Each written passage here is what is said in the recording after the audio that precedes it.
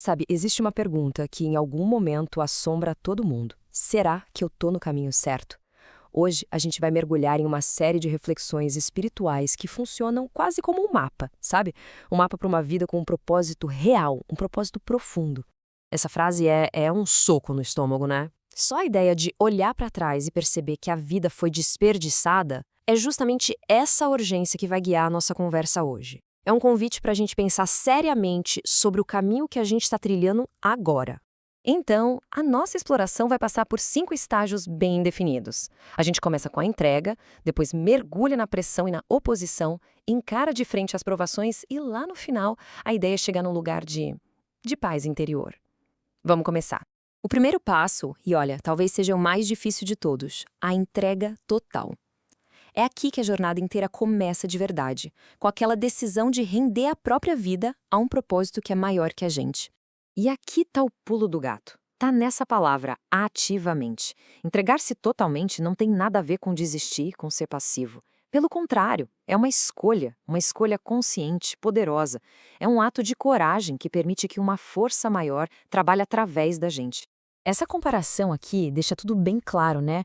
De um lado você tem um ato de confiança que gera poder, que gera propósito.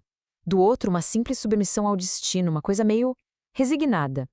Fica óbvio que essa jornada espiritual não começa na fraqueza, mas sim numa decisão firme e positiva. Ok, uma vez que a entrega é feita, o que vem depois? A pressão. E é aqui que a perspectiva tem que mudar completamente. As dificuldades deixam de ser vistas como obstáculos e se transformam, na verdade, nas ferramentas essenciais para o nosso crescimento.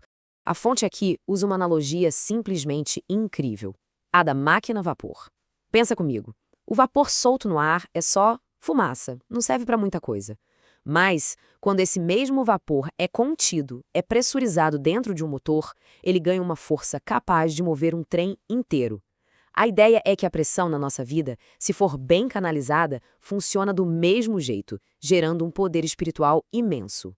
E essa frase do Watchman Nee resume tudo. É direto ao ponto. Isso quer dizer que, se a gente busca uma vida sem nenhuma pressão, na verdade a gente está buscando uma vida sem poder. A força de verdade, aquela que dura, nasce justamente na dificuldade.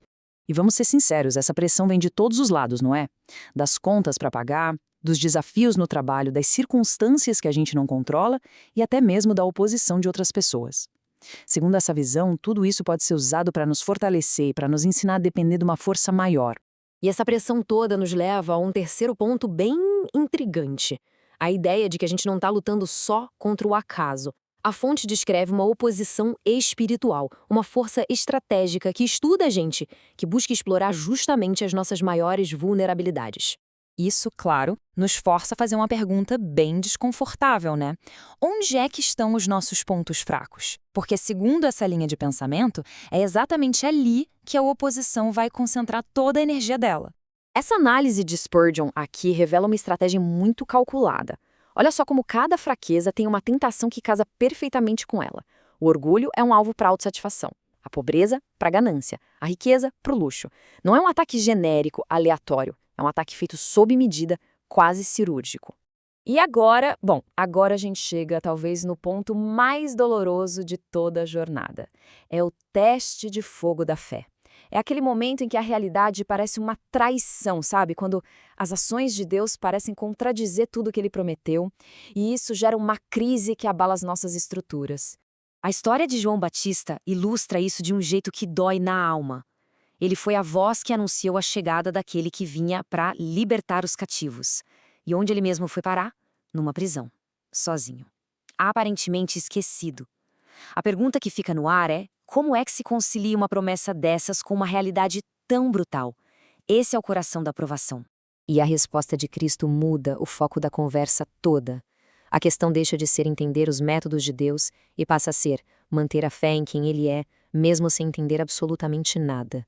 A verdadeira felicidade, a tal da bem-aventurança, está em conseguir confiar no meio da confusão, no meio da dor.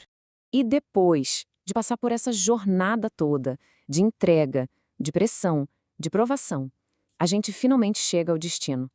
E o resultado final não é sobre ter mais poder ou mais conhecimento, é sobre alcançar um estado de maturidade espiritual, de paz, uma confiança profunda, É a recompensa por todo o caminho percorrido.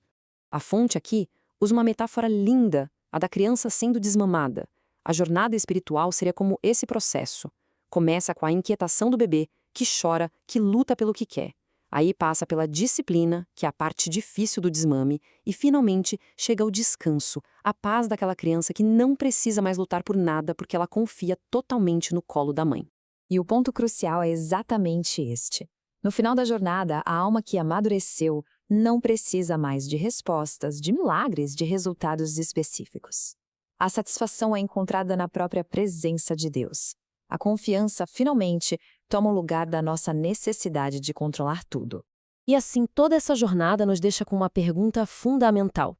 Uma pergunta que fica como um convite para reflexão. Depois de passar pela entrega, pela pressão, pelas provações, onde, de fato, a esperança de cada um de nós encontra o seu verdadeiro fundamento?